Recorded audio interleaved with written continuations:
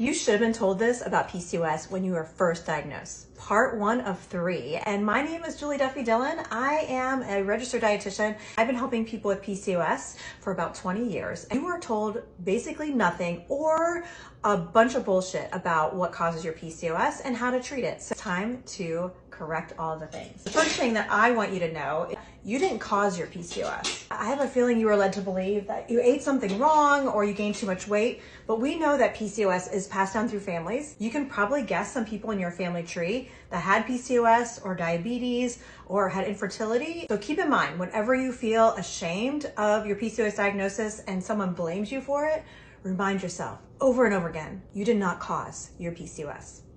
The second thing that I want you to know about PCOS is that it doesn't go away. There is no cure. There is this really nasty industry that helps people with PCOS to think that there's this magic cure or a silver bullet that's going to help you to magically cure it. But there actually is no cure. It is lifelong. And it doesn't just show up when you have cycles and then go away when you reach menopause. It's actually something that you will experience your whole life.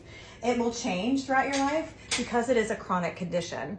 And what you need to keep in mind about chronic conditions is even if you did everything perfectly, like that even exists. In part 2, I'll explain what that means.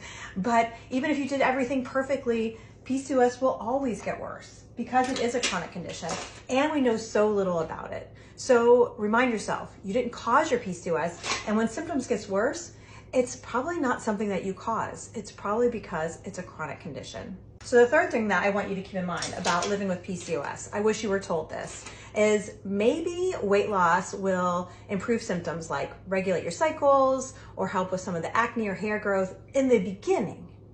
But the more you diet, the more it's not going to work, and even more, the more it's going to make things worse. So I know that's a really loaded point there because you were probably just told when you were diagnosed with PCOS that you have to make lifestyle changes, diet and exercise. That is the way to treat it. And I hate to be the bearer of bad news, but actually this is something that I hope actually helps you feel free.